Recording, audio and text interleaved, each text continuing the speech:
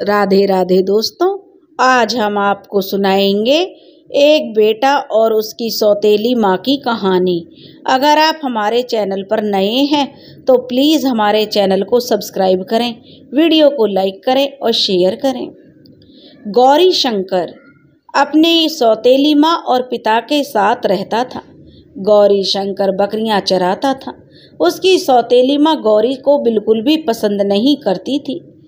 आज गौरी शंकर बकरियों का झुंड लिए हुए घर की तरफ जा रहा था क्योंकि शाम ढलने वाली थी। सूरज की किरणें धीरे धीरे कम होती जा रही थीं। अंधेरा आने को था।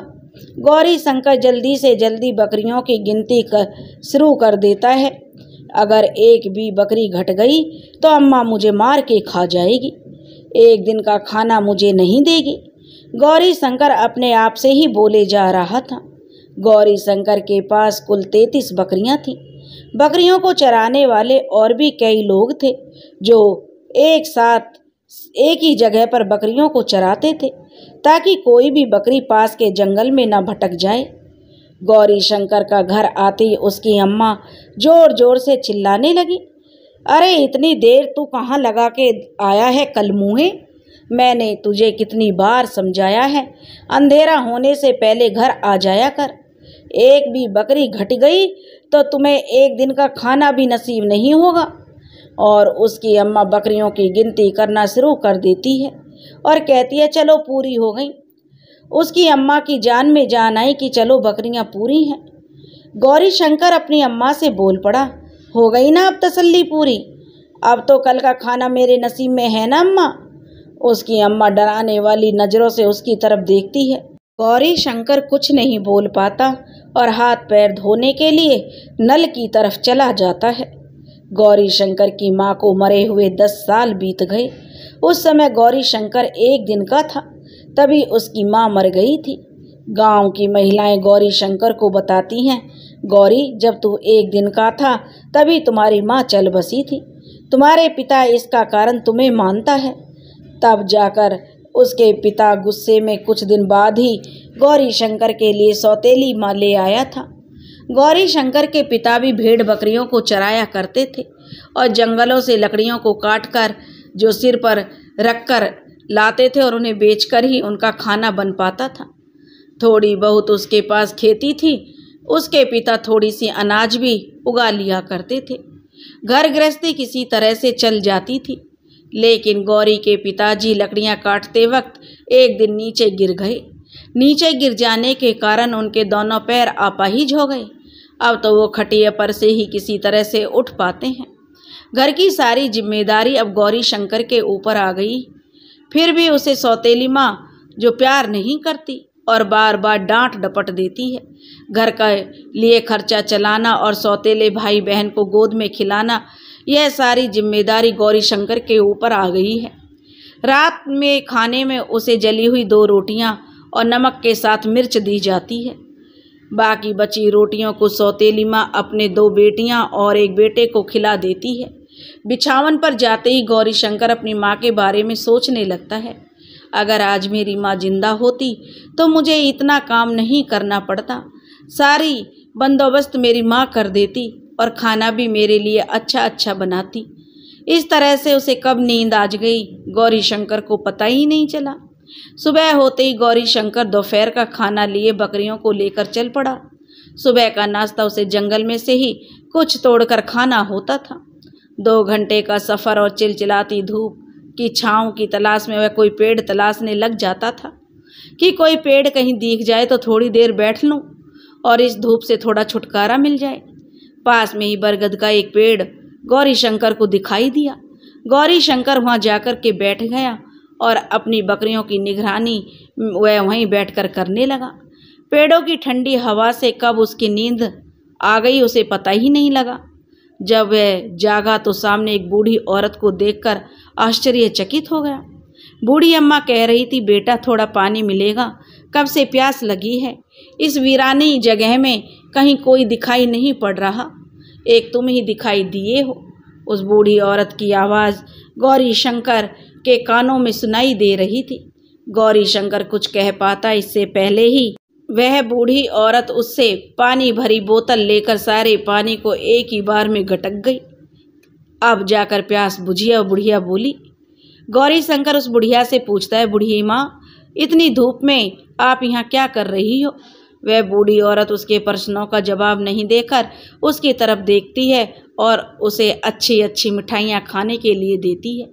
गौरी शंकर मिठाई लेकर अपने पास रख लेता है, लेकिन खाता नहीं है। उसे लगता है कि मिठाई में कुछ मिलाकर उसे बेहोश कर देगी बूढ़ी माई और सभी बकरियों को लेकर भाग जाएगी। तब बुढ़िया माई बोली, बेटा क्या सोच रहे हो? तुम्हें क्या लगता है मैंने मिठाई में कुछ मिला दिया है? गौरी शंकर बोला, नहीं माँ, आपको ये कैसे मालूम कि मैं यही सोच रहा हूँ? तब बुढ़िया माई बोली, मैं सब जानती हूँ बेटा, मुझे सब मालूम हो जाता है किसके मन में क्या चल रहा है।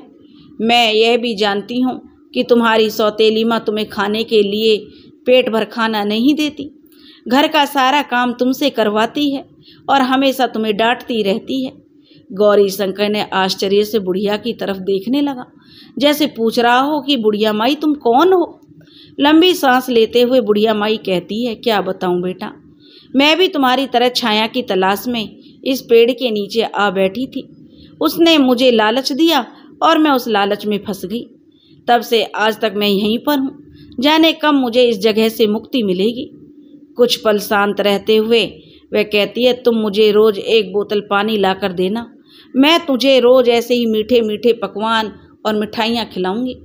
गौरी शंकर पहले तो तैयार नहीं होता, लेकिन पकवान और मिठाइयों के लालच में गौरी शंकर तैयार हो जाता है।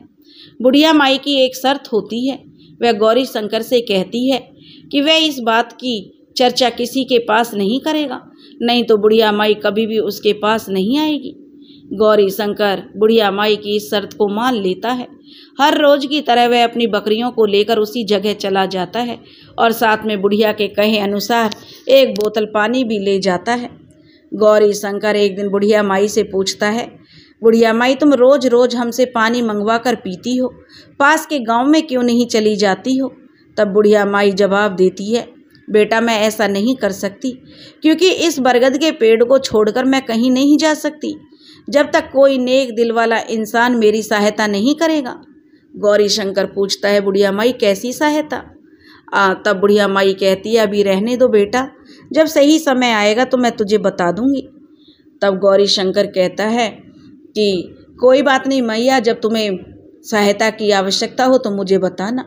एक दिन बुढ़िया माई गौरी शंकर से पूछती है, मैं तुम्हें एक कहानी बता रही हूँ, यदि इसका तुम जो सही जवाब दे दोगे तो मैं तुम्हें सोने के गहने दूंगी। गौरी शंकर बुढ़िया माई से पूछ बैठता है, बुढ़िया माई सोने के गहने आप कहाँ से लाएंगी? बुढ़िया माई बोली, वह सब छोड़ो, पहले यह बताओ, कहानी सुनाने के बाद तुम्हें मेरे सवालों का सही सही जवाब देना होगा, नहीं तो तुम्हें भी मेरी तरह सारी जिंदगी इस बरगद के वृक्ष पर ही रहने को मिलेगा। क्या तुम मेरे सवालों का जवाब दे पाओगे? गौरी शंकर कुछ देर सोचकर बोला, हाँ हाँ क्यों नहीं, पूछो माई, क्या पूछना है? बुढ़िया माई बोलती है, पहले मुझे कहानी तो सुनाने दो और देखना, बहुत ही गौर से सुनना, मैं तुम्हें बता रही हूँ, मैं दोहरा कर उसे नहीं बोलने वाली हूँ। गौरी शंकर ने बुढ़िया माई की हाँ में हाँ मिला दी। अब बुढ़िया माई कहानी सुनाना शुरू कर देती है। कहती है, कई बरस पहले वीरपुर राज्य के राजा बहुत ही शक्तिशाली और देशभक्त थे। अपनी प्रजा से बहुत प्यार और सहानुभूति रखते थे, सभी प्रजा के दुख और दर्द को समझते थे। उसके राज्य में चारों तरफ खुशहाली थी, दूर दूर तक बच्चे के रोने की आवाज़ सुनाई नहीं पड़ती थी। उस राज्य में जब कोई बच्चा पैदा होता तो वह हंसते हुए आता। इतनी सुख शांति रहने के बावजूद भी राजा के मन में बेचैन रहता था, उसे चैन नहीं होता था। राजा हमेशा दुख से घिरा रहता था। एक दिन राजा घूमते हुए महल में कुछ सोच रहा था। उसी समय महारानी आकर पूछती है, क्या बात है महाराज, आज आप बहुत परेशान दिख रहे हैं। महाराज बोले, क्या बताऊं महारानी, समस्या ही ऐसी है, मेरे जाने के बाद मेरी प्रजा का क्या होगा, इसे कौन संभालेगा? आखिर इस राज्य की रक्षा करने वाला भी तो कोई होना चाहिए, लेकिन अफसोस ईश्वर ने मुझे इस सुख से अभी तक वंचित रखा है। लेकिन क्यों रखा है? लगता है पिछले जन्म में मुझसे कोई बड़ी भूल हुई होगी, जिसका प्रायश्चित इस जन्म में मुझे करना पड़ रहा है। महारानी महाराज को डांडस बंधाते हुए कहती है, महाराज ईश्वर की यही मर्जी है तो हम क्या कर सकते हैं। महाराज कहते हैं, हाँ महारानी आप सही कह रही हो, भाग्य से ज़्यादा किसी को कुछ नहीं मिलता। उसी समय एक द्वारपाल महाराज से मिलने आता है और कहता है, महाराज की जय हो, आपसे मिलने के लिए कोई मुनिवर दरबार में उपस्थित हुए हैं।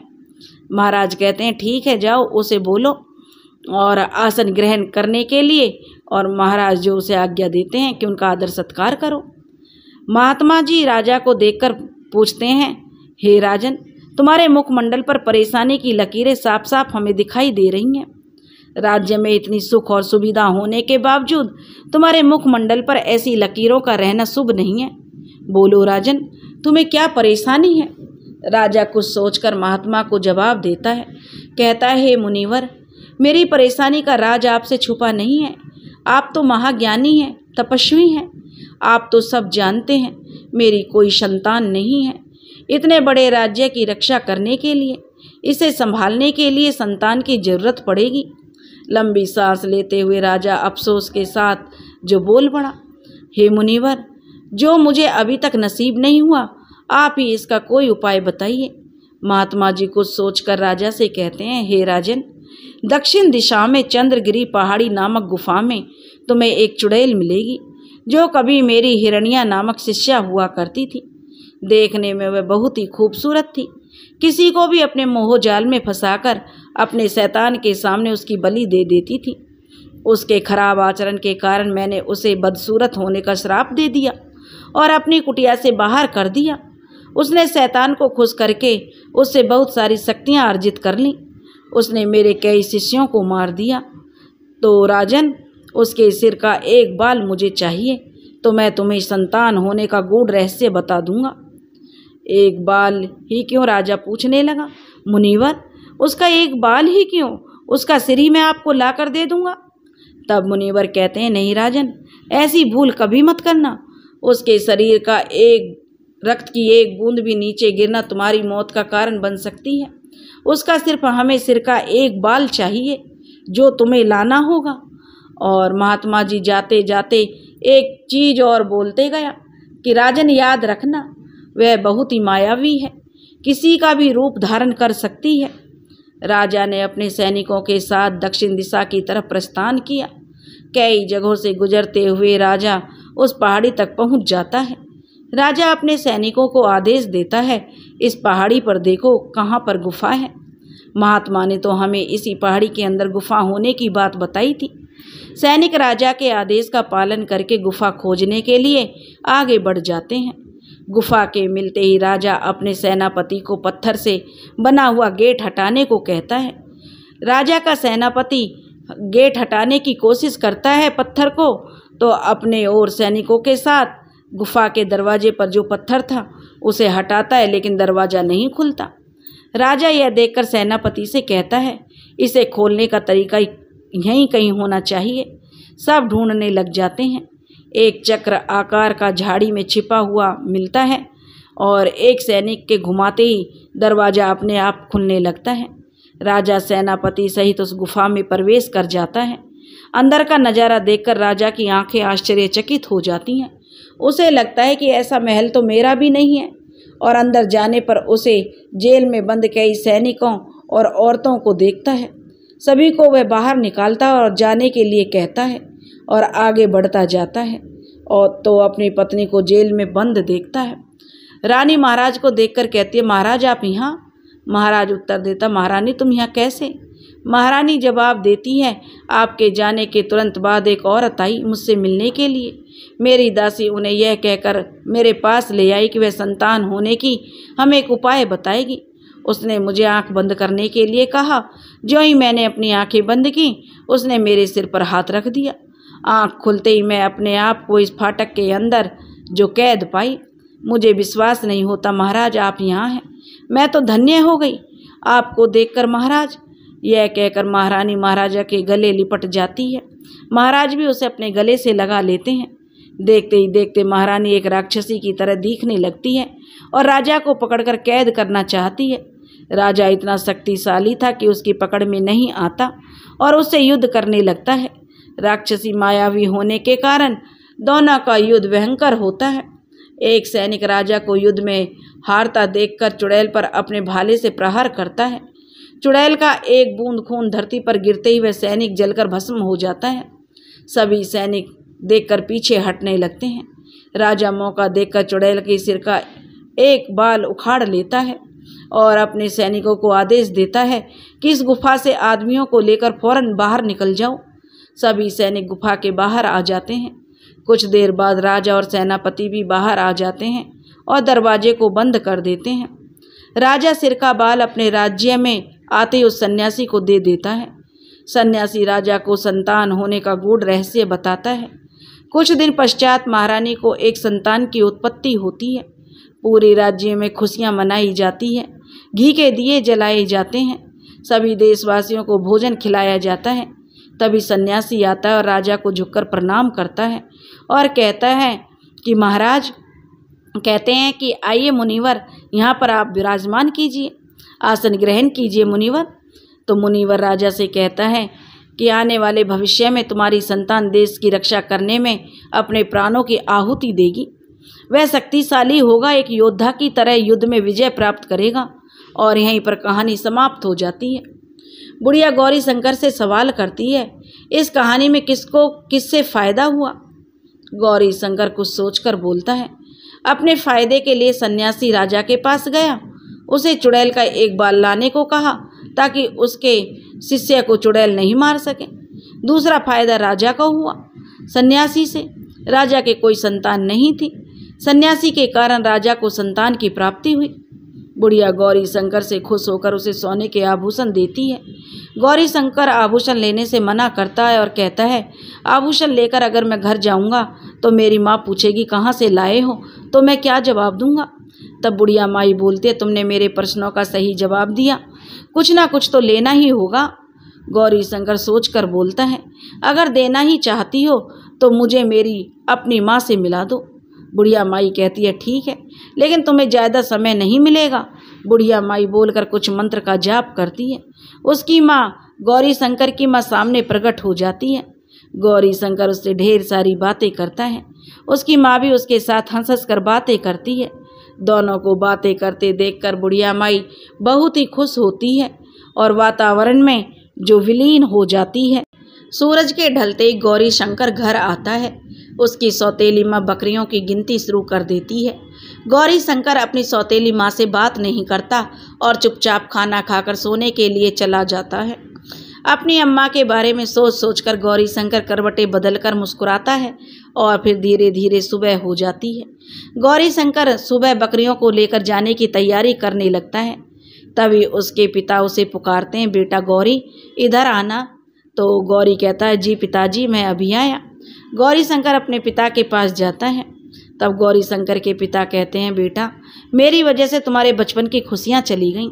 मैं अपाहिज नहीं होता तो मैं तुम्हें इतनी धूप में बाहर कभी नहीं भेजता। मैं देख रहा हूँ गौरी शंकर, तुम्हारी सौतेली माँ तुम पर बहुत जुल्म ढाती है। उसके पिता कराहते हुए गौरी से कहने लगे। गौरी शंकर खामोश होकर अपने पिता की सारी बातों को सुनता रहता है और कुछ देर रुककर चला जाता है। गौरी शंकर बकरी चराने के लिए उसी जगह पर जाता है। धूप भी हो गई थी। सूरज की जलती किरणों से गौरी के माथे पर पसीने की बूंदें टपक रही थी। बुढ़िया माई तो पहले ही उसके आने का इंतजार कर रही थी।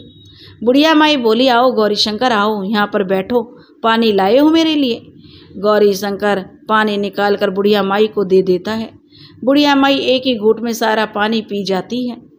तब बुढ़िया माई कहती है, गौरी शंकर और कहानी सुनोगे? तब गौरी शंकर कहता है, सुना दो। और फिर बुढ़िया माई अपनी बात को दोहराते हुए कहती है, मेरी शर्त तुम्हें मालूम है ना? तो वह कहता, हाँ हाँ याद है, सुनो। पहले गौरी बोल पड़ा बुढ़िया माई की कहानी जो सुनाने लगती है। गौरी कहता, सुनाओ बुढ़िया माई। तो गौरी की बात सुनकर बुढ़िया माई अपनी कहानी शुरू करती है। बुढ़िया माई कहती है, एक गांव में छब्बू नाम का एक गरीब किसान रहता था। उस पर एक महाजन का कर्ज बहुत ही ज़्यादा हो गया था। एक किसान तपती धूप में अपने खेतों में काम करके फसल उगाता और अपने बीवी बच्चों का पेट पालता। किसी तरह किसान के परिवार का जीवन निर्वाह हो रहा था। पैसों की तंगी के कारण महाजन का कर्ज चुका पाने में किसान असमर्थ था। महाजन बार बार उसके घर पर आता और छब्बू किसान को बुरा भला कहकर ताने मारता और कहता, पैसा नहीं है तुम्हारे पास तो अपनी ज़मीन गिरवी रख दो, मुझे अपने बेटे को बेच दो और दी गई सारी रकम माफ़ हो जाएगी। बेटे से प्यार किसे नहीं होता। छब्बू किसान अपने गुस्से को पी जाता है लेकिन महाजन से कुछ नहीं कह पाता। छब्बू की पत्नी बड़ी समझदार और सीधी सादी थी। छब्बू की परेशानी को वह भली भांति समझती थी। छब्बू से कहा करती थी, देखिए जी आप परेशान मत होइए, हम लोग मजदूरी करके सारे खर्चे और सारा कर्ज महाजन का धीरे धीरे चुका देंगे। वह भी अपने पति के साथ खेत में जाती और मेहनत मजदूरी करके कुछ पैसा इकट्ठा करती। उसके बेटे भी दूसरे के यहाँ मजदूरी करके कुछ पैसे ले आते थे। इस तरह से पूरा परिवार सुखी और संपन्न था। छब्बू के पास 5 कट्टा बंजर जमीन थी जिस पर खेती नहीं होती थी। उसने अपनी पत्नी को बताया, मेरे पास जो थोड़ी सी बंजर जमीन है क्यों ना उस पर खेती की जाए और देखते हैं फसल होती है कि नहीं। उसकी पत्नी ने हाँ भरते हुए जवाब दिया कि हाँ यह अच्छा रहेगा। एक दिन छब्बू अपनी बंजर जमीन पर हल चला रहा था। अचानक हल्के सिरे से कुछ टकराने की उसे आवाज़ सुनाई पड़ी। उसने वहाँ की थोड़ी सी मिट्टी हटाकर देखा तो पाया कि मिट्टी के अंदर एक तांबे का घड़ा है। उसने तुरंत उस तांबे के घड़े को ज़मीन से निकाल कर खोला तो उसने देखा सोने के सिक्कों से वह घड़ा पूरा भरा हुआ था। अब घड़े को छब्बू ने उसी जगह मिट्टी से ढककर रख दिया और घर आ गया। उसने यह बात अपनी पत्नी को भी नहीं बताई। रात होने पर वह घर से अकेले बाहर निकला और घड़े को उठाकर अपने घर ले आया। उसने घर आकर पत्नी को सारी बात बताई और वह घड़ा दिखाकर बोला, देखो इसमें सोने के कितने सिक्के हैं, बाजार में इसे बेचकर हम लोग कितने अमीर हो जाएंगे और महाजन के भी कर्ज जो मेरे ऊपर है उसको भी चुका देंगे। उसकी पत्नी कहती है, हाँ जी ये अच्छा रहेगा। महाजन बार बार घर आकर ताने मार कर चला जाता है, उससे भी छुटकारा तो मिल जाएगा। तब छब्बू कहता है, छब्बू जो किसान था उस सोने के सिक्के को बेचकर जल्दी बहुत अमीर बड़ा आदमी बन गया और अपने आसपास की ज़मीनों को खरीदकर उसने अपने लिए एक आलीशान महल भी बना लिया। आसपास के सभी लोग उससे पूछते, क्यों भाई छब्बू इतनी जल्दी कहाँ से पैसे वाले बन गए हो, कौन सा ऐसी चीज़ तुम्हारे हाथ लग गई है, हमें भी बता दो। छब्बू किसान मूँछों पर हाथ फेरते हुए कहता, सब ऊपर वाले की मेहरबानी है। पैसे ज़्यादा होने के कारण छब्बू के परिवार वालों की आदतें गलत संगतियों में पड़ने लगी। जुए और शराब की आदत लग जाने के कारण छब्बू के पास जो भी पैसे बचे हुए थे सभी पैसे धीरे धीरे ख़त्म होते जा रहे थे। पहले छब्बू मेहनत मजदूरी करके पैसे का इंतजाम करता था, अब सिक्के ज़्यादा होने के कारण उसे मेहनत करना बंद कर दिया। उसी सिक्कों को बेचकर वह मौज मस्ती करता और अपने गांव में अकड़ कर चलता। उसकी इस आदत को देखकर आस पड़ोस के लोग भी उससे घृणा करने लगे और कहते, देखो कितना अकड़ू जा रहा है, कैसे सीना तान कर चल रहा है, घमंडी कहीं का। पहले एक एक दाने के लिए तरसता था और आज जुए और शराब में पैसे लुटाते हैं। और इसकी बीवी को तो देखो किस तरह से पराए मर्दों के साथ रंगरेलियां मना रही है। जरा सा भी शर्म लिहाज इनमें थोड़ा सा नहीं बचा है। जरा सा पैसे क्या हाथ लग गए, इन्होंने तो शर्म ही लिहाज तक को जो बेच दिया है। एक समय ऐसा आया कि छब्बू के पास कुछ भी नहीं बचा, सभी पैसे ख़त्म हो चुके थे। साथ ही जुए की लत और शराब की आदत होने की वजह से उसके बेटों ने भी वह महल भी बेच दिया। उसके बेटों ने नाचने वाली लड़की से शादी करके घर छोड़ दिया और पत्नी दूसरे मर्द के साथ भाग गई। सब कुछ बिक जाने के बाद छब्बू अकेला रह गया और जाता भी तो कहाँ जाता। छब्बू की स्थिति पहले जैसी हो गई। पहले उसके पास सब कुछ था, घर था, परिवार था, लेकिन अब वह सोच रहा था अब तो कुछ भी नहीं है, सब कुछ बर्बाद हो गया। बारिश का महीना होने के कारण उसके सर ढकने के लिए छत भी नहीं। बेचारा एक वृक्ष के नीचे खड़ा होकर अपने महल को देखता और सोचता, कुछ दिन पहले तक यह मेरा घर हुआ करता था, आज किसी और के पास है। कितने आराम से पूरा परिवार रहता है। कहानी कहने के बाद बुढ़िया गौरी शंकर से सवाल पूछती है, बताओ गौरी शंकर, इस कहानी से तुम्हें क्या शिक्षा मिलती है। गौरी शंकर कुछ सोचकर जवाब देता है, ज़्यादा पैसा होना काफ़ी नहीं है, उसका सही से इस्तेमाल करना ही समझदारी होनी चाहिए। छब्बू अपने परिवार वालों को पैसे खर्च करने की आज़ादी उन्हें छोड़ दी थी, इसलिए उसके परिवार वाले बिखरते चले गए। बुढ़िया माई उसकी बातों को सुनकर खुश हो जाती है। उसे सोने के आभूषण देते हुए कहती है, लो अपना इनाम। गौरी शंकर आभूषण लेने से फिर मना करते हुए कहता है, बुढ़िया माई मुझे और कोई दूसरा इनाम दे दो। बुढ़िया माई बोलती है, और क्या चाहिए तुम्हें? गौरी बोलता है, मेरे पिताजी अपाहिज हैं, उनको ठीक कर दो। बुढ़िया उसकी बात से खुश होकर हवा में मंत्र पढ़ती है और बोलती है, तुम्हारे पिता अब ठीक हो गए हैं। बुढ़िया उसे एक अंगूठी देते हुए कहती है, गौरी इसे दाएं हाथ की किसी उंगली में पहन लो। गौरी उससे अंगूठी लेकर दाएं हाथ की उंगली में पहन लेता है। बुढ़िया माई उससे कहती है, जब भी किसी चीज़ की ज़रूरत पड़े बेटा, तुम्हें तो अपने दाएं हाथ की अंगूठे से अंगूठी को दबाकर मांग लेना, वह पूरी हो जाएगी। लेकिन याद रहे, छब्बू किसान की तरह लोभ मत करना, नहीं तो यह अंगूठी फिर से मेरे पास आ जाएगी। गौरी शंकर फिर हाँ में अपना सिर हिलाता है और अपनी बकरियों को लेकर घर की तरफ चल पड़ता है। गौरी शंकर जब बकरियों को लेकर अपने घर पहुंचता है तो उसके पिता उसके आने का इंतजार कर रहे थे। गौरी शंकर अपने पिता के पास पहुंचकर उसे पकड़ लेता है और कहता है, पिताजी आप ठीक हो गए? तब गौरी शंकर के पिताजी कहते हैं, हाँ गौरी शंकर, देखो मैं कितना भला चंगा हो गया हूँ, मेरे पैर कितने सीधे हो गए हैं, अब मैं चल सकता हूँ। अब तुम्हें कहीं जाने की ज़रूरत नहीं है, तुम घर में आराम करो और मैं घर की सारी ज़रूरतों की चीज़ों को लाऊंगा। गौरी शंकर दुखी होकर बोलता है, बकरियां चराने मैं ही जाऊंगा, पिताजी आप कोई दूसरा काम ढूंढ लो।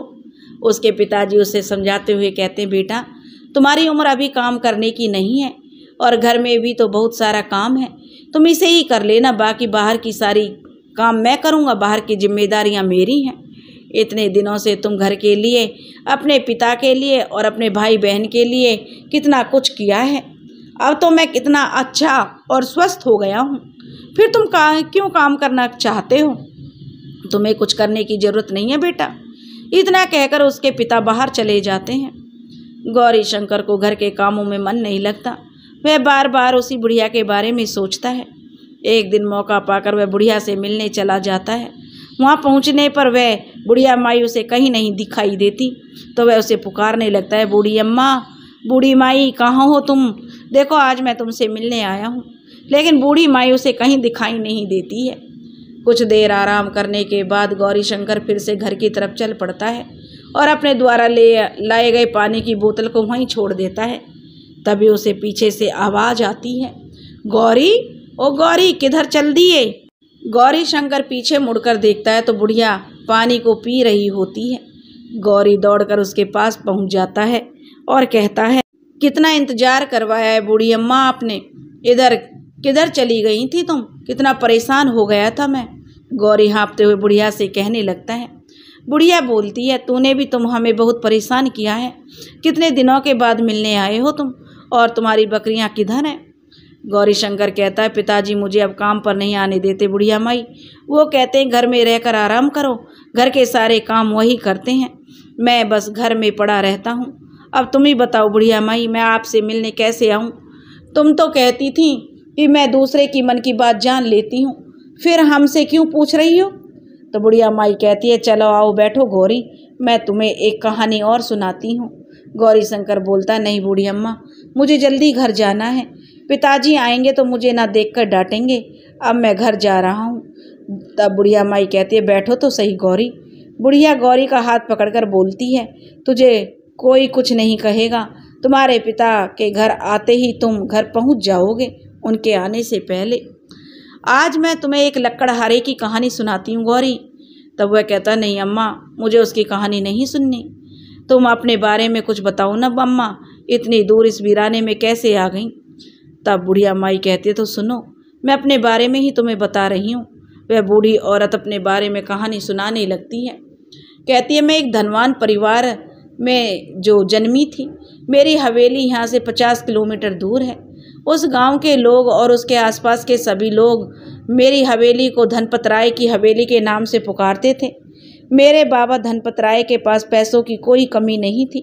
किसी की भी बेटी की शादी हो, अगर उसे पैसों की ज़रूरत पड़ती तो मेरे बाबा उसे मना नहीं करते थे, जितने पैसे की ज़रूरत पड़ती दे देते। बाबा उससे कहते, और पैसे यदि ज़रूरत पड़े तो निसंकोच मांग लेना, लेकिन बिटिया की शादी में किसी तरह की परेशानी नहीं होनी चाहिए।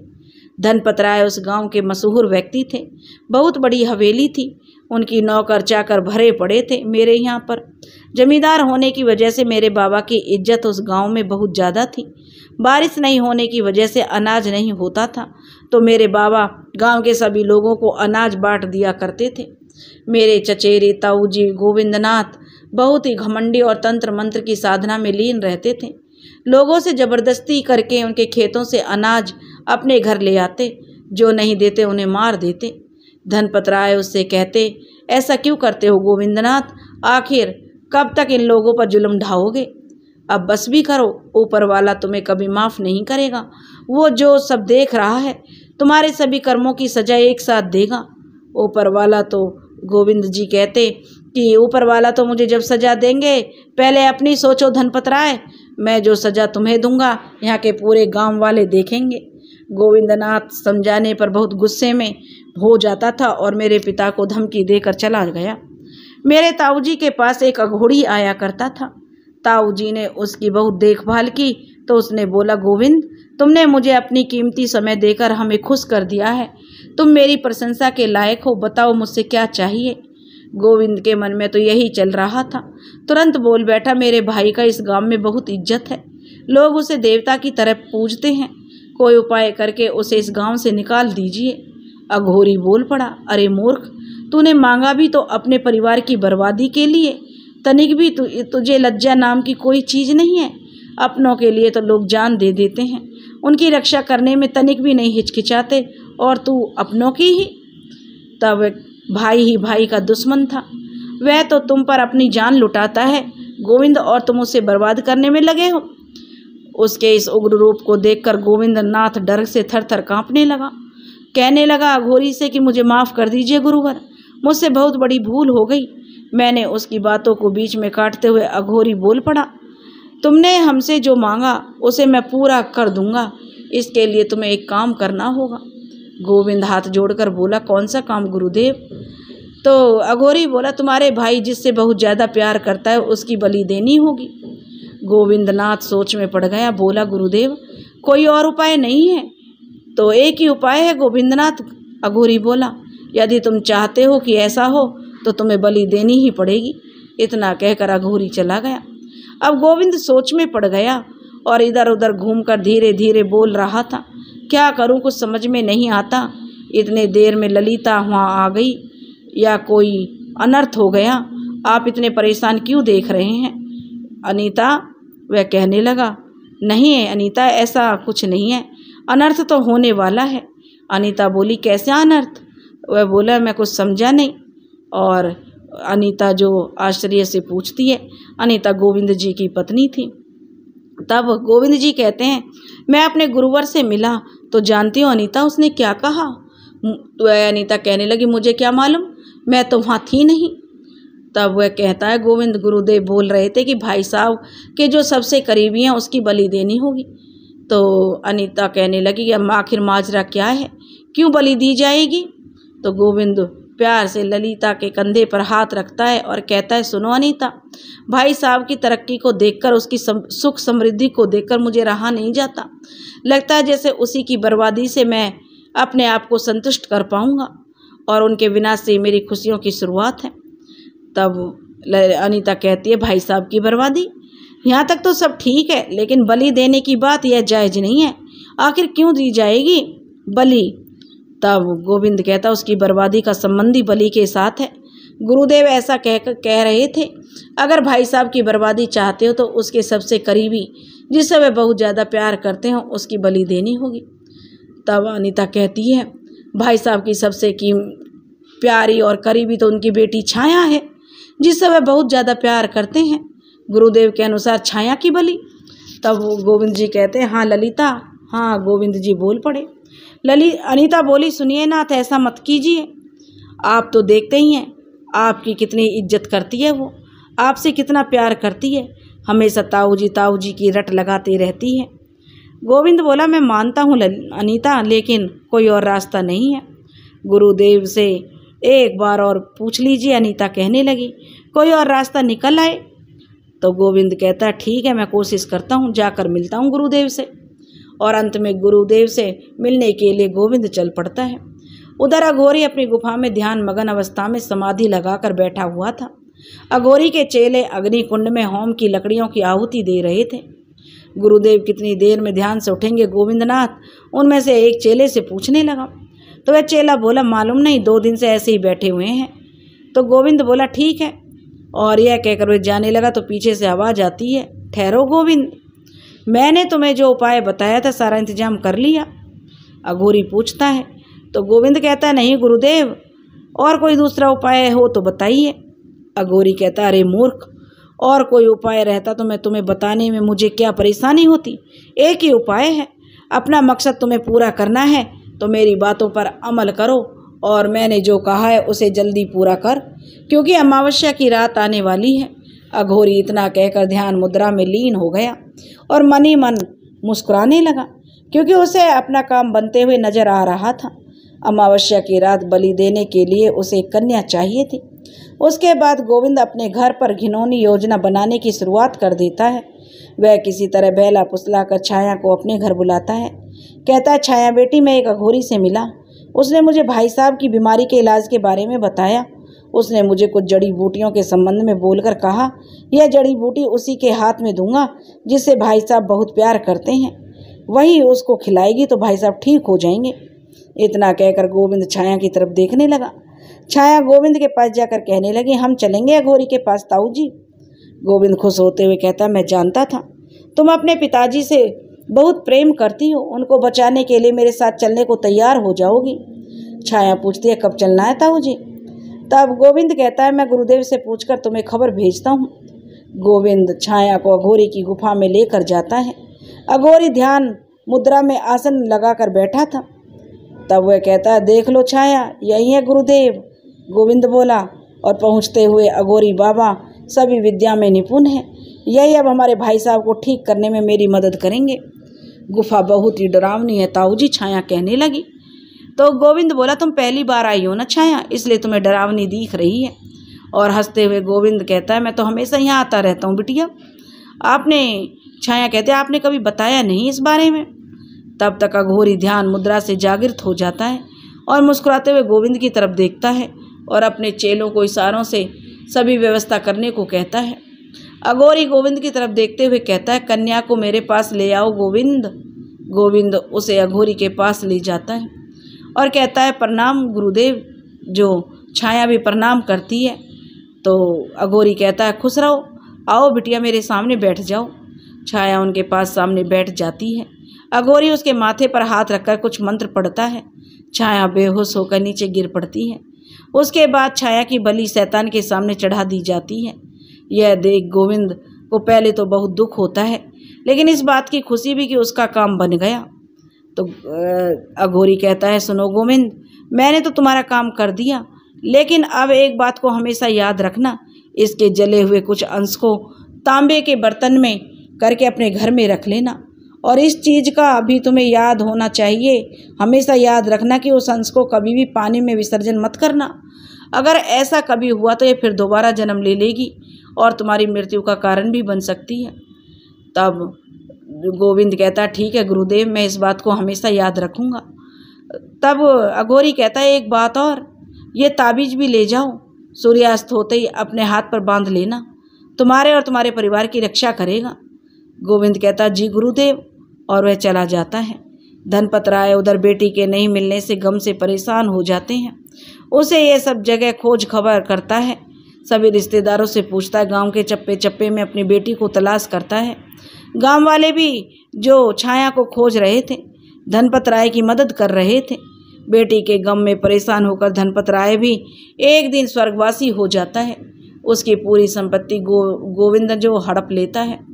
धनपत राय के जो भी रिश्तेदार रहते हैं उस बंगले में सबको मारकर गोविंद भगा देता है और पूरे बंगले पर गोविंद का राज हो जाता है और वह उस पर अपना अधिकार जमा लेता है। तब गौरी शंकर बुढ़िया माई से पूछता है, उस कलश के पानी में जो विसर्जन करने से तुम आज़ाद हो जाओगी? बुढ़िया माई कहती हैं, हाँ आज़ाद भी हो जाऊंगी और ईश्वर ने चाहा तो मुक्ति भी मिल जाएगी। तब गोविंद वो पूछता है, गौरी शंकर तुम्हारी हवेली किधर है, बताओ, मैं जाऊंगा, वहाँ से कलश लेकर पानी में विसर्जित कर दूंगा। बुढ़िया माई कहती है इस काम में बहुत जोखिम है, गोविंद के आदमी चारों तरफ होंगे, तुम छोटे बच्चे हो, तुमसे वो नहीं हो पाएगा। तब गोविंद के आदमी बहुत ही खतरनाक हैं। तब गौरीशंकर कहता अम्मा बताओ तो पहले मुझे तुम्हारी हवेली किधर है, मैं बच्चा हूँ इसलिए तो बोल रहा हूँ, मुझ पर कोई शक भी नहीं करेगा। बूढ़ी माँ कहती है जोखिम भरा काम है मेरे बच्चे, तुम्हें किसी ने अगर देख लिया तो वो लोग तुम्हें मार डालेंगे। नहीं नहीं, बुढ़िया माई दुखी हो जाती है। तब गौरीशंकर कहता है नहीं बुढ़िया माई मैं ये कर लूँगा। तो बुढ़िया माई उसके माथे पर हाथ रखकर बोलती है नहीं नहीं गौरीशंकर, एक बार तो मैं तुम्हें खो चुकी हूँ, अब दोबारा नहीं खोना चाहती। गौरीशंकर कहता मैं तुमसे कब मिला, तुम बोल रही हो दोबारा नहीं खोना चाहती, अभी तो तुम बच्चे हो। बुढ़िया माई कहती है मेरी बात तुम्हें समझ नहीं आएगी, जब तक तुम बड़े हो जाओगे तो तुम्हें सारी बातें समझा दूंगी। गौरीशंकर कहता है अच्छा ठीक है, और वह अपना सिर हाँ में हिलाता है। अंधेरा होने वाला है और तुम्हारी कहानी सुनते सुनते बहुत देर हो गई है बूढ़ी माई, अब हमें बकरियों को लेकर घर जाना है, सौतेली अम्मा मेरा इंतजार कर रही होगी। इतना कहकर गौरीशंकर चल पड़ा। उसे जाते हुए बुढ़िया देखती रहती है, तब तक गौरीशंकर उसकी आंखों से ओझल नहीं हो जाता, तब तक देखती रहती है। गौरीशंकर घर पहुंचते ही अपने पिता से कहता है पिताजी धनपत राय की हवेली किधर है, आप जानते हैं इसके बारे में, क्या आपको मालूम है? तब गौरीशंकर के पिताजी कहते हैं यह कौन सा सवाल पूछ रहे हो गौरी, और उसके माथे और गाल को छूकर पूछता है कहीं तुम्हें बुखार तो नहीं आ गया, शरीर तो तुम्हारा ठीक ठाक है, सिर भी गर्म नहीं है, इस तरह बहकी बहकी बात क्यों कर रहे हो गौरी, आते ही तुम्हें क्या हो गया है? गौरीशंकर कहता है यह मेरे प्रश्नों का जवाब नहीं है पिताजी, मैंने जो सवाल किया उसका जवाब दीजिए। तब गौरीशंकर के पिता कहते हैं अब तो तुम बड़े हो गए हो, अपने पिता पर हुक्म दिखा रहे हो, ठीक है आओ बैठो मेरे पास, मैं तुम्हें बताता हूँ। तब गौरीशंकर के पिताजी बताते हैं गौरीशंकर धनपत राय की हवेली यहाँ से 40-50 किलोमीटर दूर पूर्व दिशा में है। धनपत राय उस गांव के जमींदार थे। अचानक एक दिन उनकी बेटी छाया कहीं लापता हो गई और बहुत ढूंढने के बाद भी नहीं मिली, तो धनपत राय इसी सोच में उन्होंने भी अपने प्राण त्याग दिए। अब तो सुना है कि उनके चाचा जो सारी संपत्ति हड़प लिए हैं, गांव वालों पर जुल्म करते हैं, अब तो वह भी बूढ़े हो गए हैं, अब उसके बेटे उस गांव पर जुल्म करते हैं। और थोड़ी सांस लेते हुए जो गौरीशंकर के पिता कहते हैं बस बेटा इतना ही मुझे मालूम है। गौरीशंकर बेटा एक बात मुझे और याद आई, मैं और तुम्हारी माँ धनपत राय से मिलने के लिए एक बार गए थे, जब हमारी पहली शादी हुई थी। उसकी एक बेटी थी जो 18-19 साल की होगी, देखने में बहुत ही खूबसूरत थी। गौरी की सौतेली अम्मा उसके पिता को आवाज़ लगा रही थी अजी सुन रहे हो, आपसे कोई मिलने आया है। बेटा जो गौरीशंकर के पिता कहते हैं बैठो यहीं पर, मैं थोड़ी देर में आता हूँ। इतना कहकर गौरीशंकर के पिता चले जाते हैं। तब उधर देखते हैं राम राम दीनू भाई कैसे आना हुआ। गौरीशंकर के पिता कहते हैं इतने दिनों बाद मेरे घर में पधारे हो। गौरी के पिता उसे देखकर बोलते हैं, तो वह बोला क्या बताऊं लाखन भाई, एक मुश्किल आन पड़ी है, आप ही कुछ उपाय बता दो। तब लाखन कहता है जो कि गौरीशंकर का पिता है, बताओ आखिर बात क्या है। तब वह कहता कैसे कहूँ, हमको बात करनी ही नहीं बन पा रही कि कहाँ से बात शुरू करूँ। तब गौरीशंकर का पिता कहता जब तक हमें बताओगे नहीं तुम्हारी परेशानी कैसे दूर होगी। तब वो कहता है सच सच कह रहे हो, आपको मालूम है कि मेरे घर में बड़े बेटे की शादी आ गई है, उसकी सारी जिम्मेदारी छोटे बेटे के ऊपर है और छोटा हवेली में काम करता है। हवेली वाले बोलते हैं कि 2 दिन की भी छुट्टी नहीं मिलेगी। गौरीशंकर के पिता कहते हैं बस इतनी सी बात है, मेरा गौरी किस दिन काम आएगा और 2-4 दिनों की बात है, तो जाओ अपने बेटे की शादी की तैयारी करो। गौरी के पिता ने उसको आश्वासन दिया। कुछ देर बाद गौरी के पिता गौरी से बोलते हैं जिस हवेली की बात तुम कर रहे थे ना बेटा, वहाँ काम करने जाओगे? मेरे दीनू जो दोस्त है उसका बेटा अपने भाई की शादी के लिए कुछ दिन हवेली में काम करने नहीं जा पाएगा, यदि तुम बोलो तो मैं उससे बात करूं। गौरीशंकर उत्सुकता से कहता है खुश होकर, हाँ पिताजी उनसे बात कीजिए, मुझे भी हवेली देखने की बड़ी इच्छा हो रही है, मैं उनकी जगह काम करने के लिए तैयार हूँ और हवेली चला जाऊँगा। अगले ही दिन दीनू गौरीशंकर को लेकर हवेली की तरफ चल पड़ता है। रास्ते में गौरी दीनू से पूछता है उस हवेली में कितने लोग रहते हैं काका? दीनू ने बताया उस घर में गोविंद के अलावा उसके 2 बेटे, एक बहू और एक पोती है। उसके छोटे बेटे तेज प्रताप बहुत बड़ा बदमाश है और बुद्धिहीन है, किसी की बात नहीं मानता। और उसके बड़े बेटे मोहन प्रताप बहुत ही चतुर और बेईमान है, और तो और एक नंबर का लोभी भी है। अब तुम जा रहे हो बेटा, सारी हकीकत अपनी आंखों से देख लेना। अब और कितने देर लगेगी काका? गौरी शंकर दीनू से बातों बातों में ही पूछता है। तो दीनू काका कहते हैं बस अब पहुंच ही गए गौरी शंकर, और थोड़ी दूर वो जो नहर दिखाई पड़ रही है ना, उसी के पीछे है।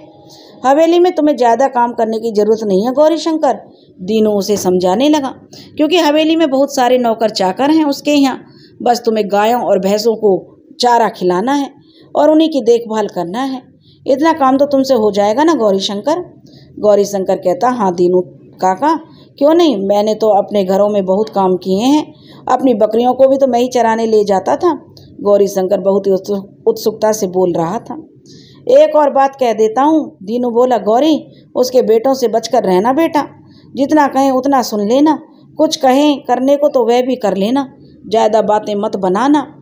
कुछ देर बाद गौरी शंकर दीनू काका के साथ हवेली पहुँच गया। गौरी शंकर हवेली देखकर दीनू काका से कहता है इतनी बड़ी हवेली मैंने पहली बार देखी है काका, यह तो कुछ नहीं है। दीनू कहता गौरी अंदर चलकर देखो, और देखकर गौरी शंकर जो दंग रह जाता है। अंदर पहुंचते व्हील चेयर पर बैठा गोविंद कहता है दीनू तुम्हारा बेटा नहीं आया, तुम किसे ले आए हो? तब दीनू कहता है जी मालिक, मेरे बड़े बेटे की शादी है, वो 2 दिन तक नहीं आ पाएगा, यह मेरा भतीजा है, 2 दिन तक यही हवेली में काम करेगा। दीनू हाथ जोड़कर गिड़गिड़ाते हुए गोविंद से कहता है।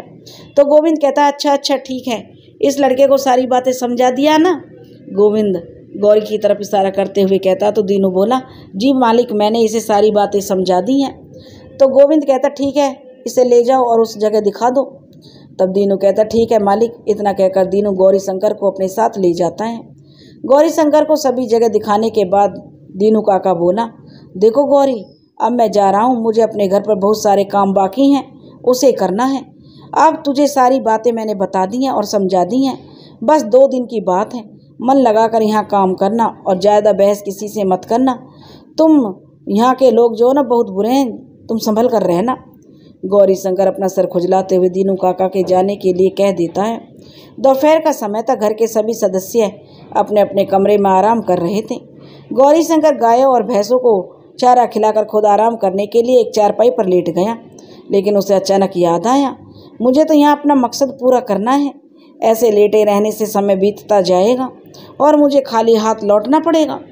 यह सोचकर गौरी शंकर चारपाई पर से उठा और हवेली के अंदर प्रवेश कर गया। इतनी बड़ी हवेली में उस कलश को खोज पाना गौरी शंकर के लिए नामुमकिन था, और सोच ही रहा था कि कैसे उस तक पहुंचा जाए। उसके दिमाग में कोई रास्ता नजर नहीं आ रहा था। हवेली के अंदर उसने एक 8 साल की लड़की को खेलते हुए देखा। उसने उस लड़की से कहा क्या कर रही हो मुन्नी? लड़की ने गौरी शंकर को जवाब दिया दिखाई नहीं पड़ रहा तुझे मैं क्या कर रही हूँ? मेरा नाम मुन्नी नहीं है, मुन्नी बोलकर मत बुलाओ। गौरी शंकर कहता तुम्हारा क्या नाम है? उस लड़की ने कहा मेरा नाम शारदा है। और वह लड़की गौरी शंकर को छोड़कर बाहर खेलने के लिए निकल पड़ी और गौरी शंकर भी उसके पीछे पीछे निकल पड़ा। रात हो चुकी थी। गौरी अपने बिछावन पर से उठा और बाहर निकल पड़ा। चारों ओर पहरेदार डंडे लेकर खड़े थे। गौरी शंकर डर कर आकर जो फिर वापस लेट गया। रात खत्म हो चुकी थी, सवेरा होने वाला था।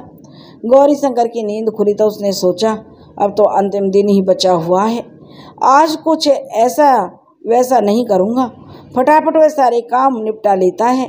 और रात होने से जो बहुत ही बेसब्री से रात का इंतजार करने लग जाता है।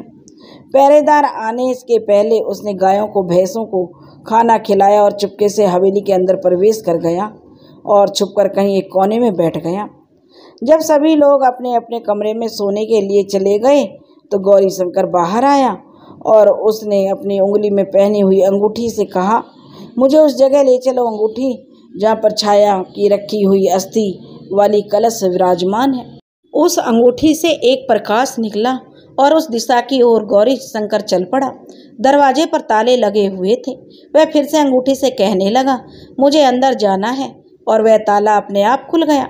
गौरी शंकर अंदर गया और उस कलश को अपने हाथों में लेकर निकलने ही वाला था कि एकाएक उसे याद आया, इसे देखने के लिए जो गोविंद के बेटे आएंगे। तो उसने उस अंगूठी से कहा, इसी के जैसा एक कलश यहाँ पर रख दो। और जैसा गौरी शंकर ने कहा वैसा ही कलश वहाँ पर आ गया। गौरी शंकर कलश लेकर बाहर निकला ही था कि एक पहरेदार ने उसे देख लिया और उसे पकड़ने के लिए उसकी तरफ दौड़ पड़ा। गौरी शंकर किसी तरह अपनी जान बचाने के लिए कलश के साथ वहां से भाग निकला, लेकिन एक खड्डे में फिसलकर वह गिर पड़ा और पत्थर से सिर पर चोट लगने के कारण वह बेहोश हो गया। कलश उसके हाथों से छूटकर पास की बह रही नहर में चला गया। नहर में जाते ही कलश का ढक्कन अपने आप खुल गया और छाया की जो सारी अस्थियां पानी में विसर्जित हो गईं।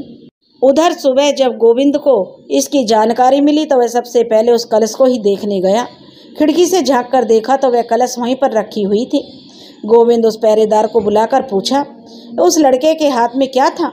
पहरेदार ने जवाब दिया, उसके हाथों में ऐसी कोई चीज़ नहीं थी मालिक।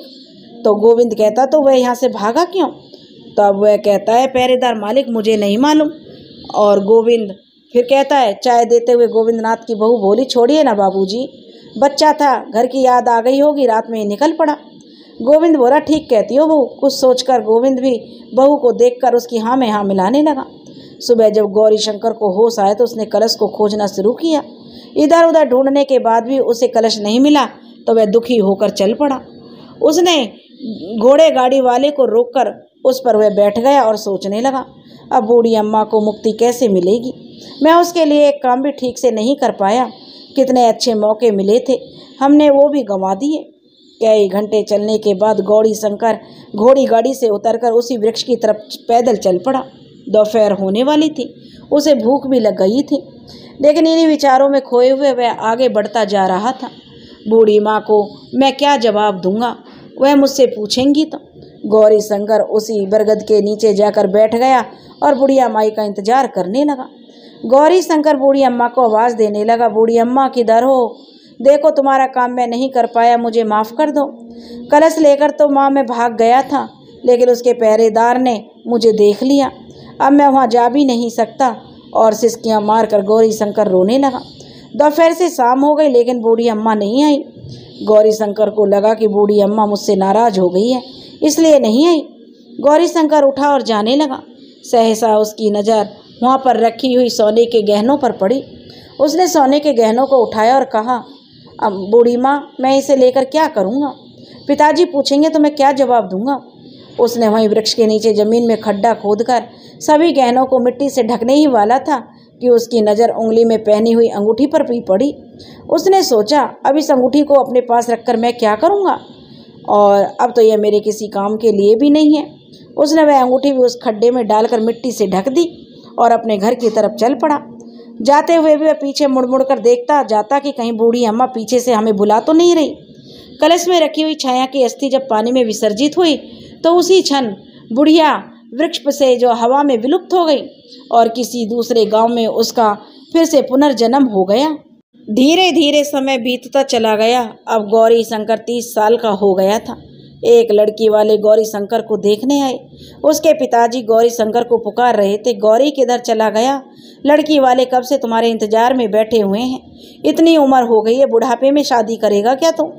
गौरी शंकर बोला, नहीं पिताजी मुझे शादी नहीं करनी है। तब गौरी शंकर के पिताजी कहते हैं, तो बेटा कौन तुम्हारा सहारा बनेगा, शादी नहीं करेगा तो? गौरी शंकर का कान पकड़ते हुए उसके पिताजी उसे समझाते हैं, देख बेटा शादी नहीं करेगा तो जिंदगी भर तुम्हारा सहारा कौन बनेगा, तुम्हारा साथ कौन देगा? मैं तो आज हूँ, कल नहीं तो। शादी कर ले बेटा, लड़की वाले आए हैं, जो भी पूछे सीधा सीधा जवाब देना, महीने भर में शादी हो जाएगी। देखो तो तुम्हारी उम्र के सारे लड़कों की शादी हो गई है, उनके 2-2, 3-3 बच्चे हो गए हैं, और एक तुम हो शादी करने के नाम से ही बहाने बनाने लगते हो। अब फटाफट जाओ बेटा, तैयार हो जाओ। इतना कहकर गौरी शंकर के पिताजी लड़की वालों के पास आकर बैठ गए। कुछ देर बाद गौरी भी सज धज कर वहाँ आ गया और उनके पास बैठ गया। लड़की वालों ने गौरी शंकर से पूछा, नाम क्या है आपका? गौरी शंकर ने जवाब दिया, जी गौरी शंकर। लड़की वाले एक बुजुर्ग ने पूछा, क्या काम करते हो? तो गौरी शंकर बोला, जी कुछ नहीं, बस कुछ बकरियां हैं मेरे पास, गौरी शंकर जो जवाब देने वाला था कि बीच में उसके पिताजी बोल पड़े, नहीं जी, ये जो कभी कभी बकरियां चराने ले जाता है वो काम तो मेरा है।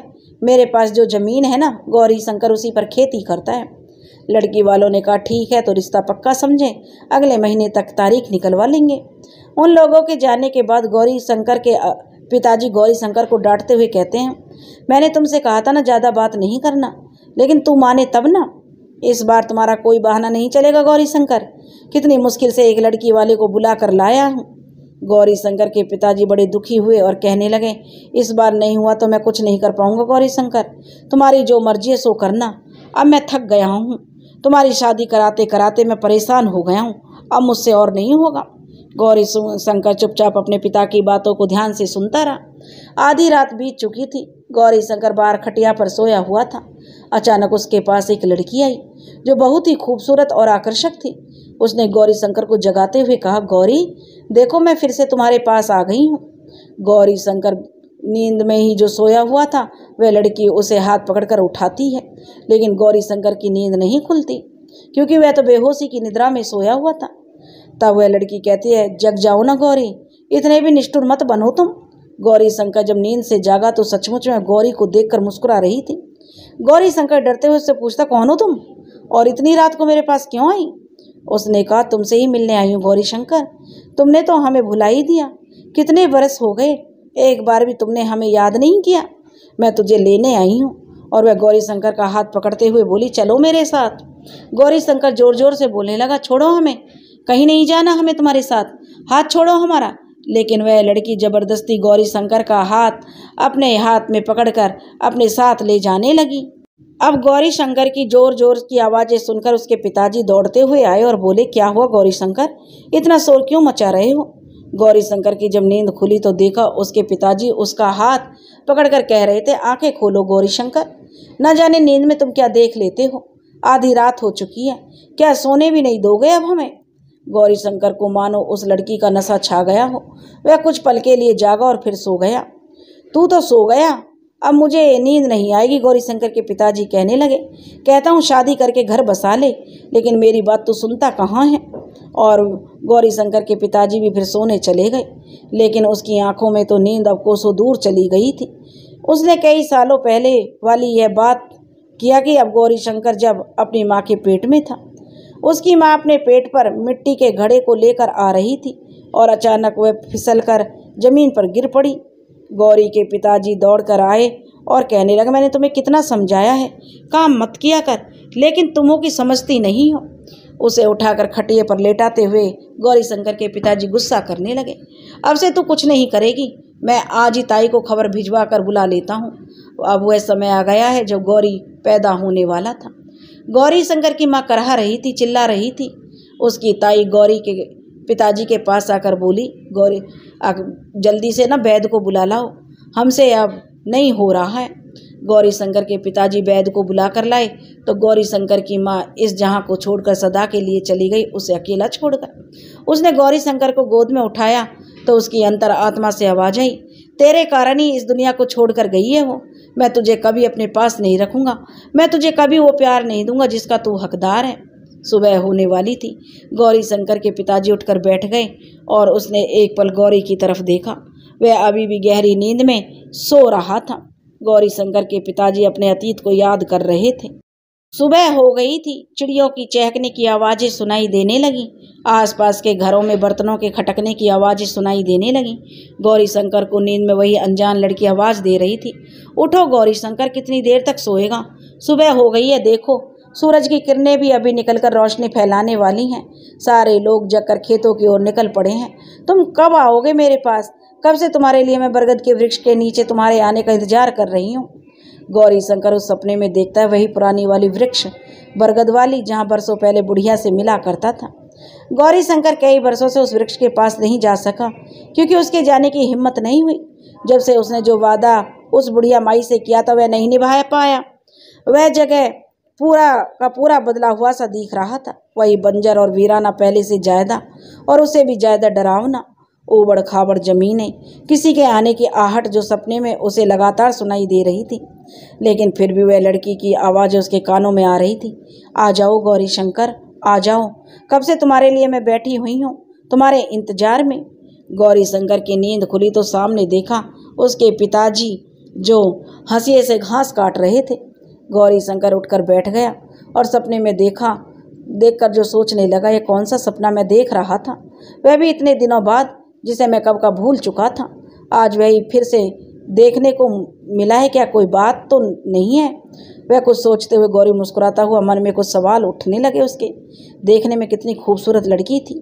पिताजी कुछ भी बोलें, मैं तो शादी इसी के साथ करूँगा। इतने दिन इंतजार किया है, और कुछ दिन सही। सपने की बात सोच रहा है गौरी शंकर, तभी उसके कानों में उसके पिताजी की बात पड़ी। मुझसे कुछ छुपा हुआ नहीं है, मैं सब तुम्हारे मन की बात जानता हूँ बेटा। गौरी को यह सुनकर उसे बुढ़िया माई की बात याद आ गई, जो बरसों पहले उसने यही बात गौरी शंकर से कही थी। गौरी शंकर अपने पिता को प्रश्नों वाली दृष्टि से देखने लगा और खटिए पर से उठा और उस बरगद के वृक्ष की ओर चल पड़ा। उसके पिताजी के आंखों में एक चमक थी, जो गौरी शंकर को जाते हुए देखकर मुस्कुरा रहे थे। गौरी शंकर हाँफते हाँफते उस वृक्ष के पास पहुंचा, वहां आराम करने के लिए बैठ गया। उसे याद आया कि उसने किस जगह सोने के आभूषण रखे थे। इधर उधर देखते हुए उसे जल्दी वो जगह याद आ गई, जिस जगह उसने सोने के आभूषणों को छिपाकर जमीन के अंदर रखा था। एक सूखे हुए लकड़ी से उस जगह की मिट्टी को हटाने लगा। थोड़ी सी मिट्टी हटाई थी कि उसे वे आभूषण मिल गए। उसने तुरंत अपने गमछे में उसे रखा और वहाँ से जाने की तैयारी करने लगा। अचानक उसे उसी लड़की पर नजर पड़ी, जिसे उसने अपने सपने में देखा था। गौरी शंकर उससे कुछ कहता उससे पहले ही उसने कहा, तुम कौन हो और इसमें क्या छुपा कर ले जा रहे हो? गौरी शंकर बोला, कुछ नहीं, और है भी तो तुम्हें क्यों दिखाऊं? इतना कहकर गौरी शंकर जाने लगा। उस लड़की ने उससे कहा, इसमें मेरा भी हिस्सा है, आधे आधे दोनों बांट लो, नहीं तो मैं गांव में सबको बता दूंगी। तब गौरी शंकर कहने लगा, बहुत ही प्रचार करने वाली तुम, आखिर हो किस गांव की? मैंने तो कभी अपने गांव में तुम्हें नहीं देखा। गौरी शंकर गुस्सा करते उस लड़की से कहने लगा, तो वह लड़की बोली, इस गांव में मेरी नानी का घर है, अब मैं यहीं रहने आई हूँ तुम्हारी पड़ोस में। वह सब तो ठीक है, गौरी शंकर कहने लगा, मैं तुझे आधा हिस्सा क्यों दूँ? इस पर तो मेरा पूरा हक है, मैंने इसे जमीन से निकालते हुए तुम्हें देखा है। वह लड़की कहने लगी, इसलिए आधा हिस्सा मेरा बनता है, देते हुए या फिर गाँव वालों लोगों को बता दूँ? तब गौरी शंकर कहने लगा, नहीं देता जा, जिसे बताना बता दे, मैं कोई अब बच्चा नहीं हूँ जो किसी से डर जाऊँ। तब वह कहने लगी, तुम्हारे पिताजी पूछेंगे कि इतना आभूषण कहाँ से लाया हो, तो क्या जवाब दोगे? अब यह सुनकर गौरी शंकर का सिर चकराने लगा। यह सवाल तो मैं बुढ़िया से किया करता था, इसने वही सवाल मुझसे क्यों पूछा? कोई बात तो जरूर है। तब वह लड़की बोली, क्या सोच रहे हो गौरी शंकर? गौरी शंकर बोला, तुम्हें मेरा नाम कैसे मालूम है? गौरी शंकर डर से हकलाते हुए बोल रहा था, तुम्हारे पिताजी। वह लड़की बोली, जब तुम्हारा नाम ले रहे थे तो मैंने सुन लिया था। गौरी शंकर बोले, ठीक है, आधे आभूषण मैं तुम्हें दे देता हूँ, लेकिन इस बात की भनक किसी को नहीं लगनी चाहिए, नहीं तो सभी लोग मुझे चोर समझेंगे। गौरी शंकर उसे आभूषण देने लगा, लेकिन वह लड़की आभूषण लेने से मना कर दी और बोली, गौरी मैं तो तुम्हारी नीयत की जांच कर रही थी, मैं तो यह देख रही थी तुम वाकई में आधे आभूषण दोगे या नहीं। मुझे आभूषणों से क्या काम, मेरे बाबा के पास बहुत से पैसे हैं, मैं लेकर क्या करूँगी?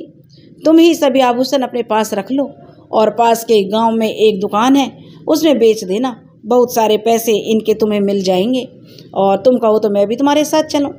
गौरी शंकर उसकी बातों को सुनता रहा। उस लड़की की बातों में ऐसा जादू था कि गौरी सिर्फ उस लड़की को देखता जा रहा था, कुछ बोल नहीं सका। वह लड़की कहने लगी, क्या सोच रहे हो गौरी शंकर, मैंने कुछ गलत तो नहीं कहा ना? गौरी शंकर का हाथ पकड़ते हुए लड़की बोली। तो गौरी शंकर होश में आते हुए कहने लगा, हाँ, क्यों नहीं, तुम भी मेरे साथ चलो। गौरी शंकर सर हिलाते हुए उस लड़की की तरफ देखता है और दोनों बाजार की तरफ निकल पड़ते हैं। गौरी शंकर उस लड़की के साथ जो उन गहनों को लेकर बेचने के लिए चला जाता है और वह अच्छी कीमत पर उन गहनों के पैसे मिल जाते हैं। गौरी शंकर गांव में सबसे अमीर हो जाता है। उसके पिता पूछते हैं और मन ही मन मुस्कुराते हैं। गौरी शंकर उस लड़की से विवाह कर लेता है।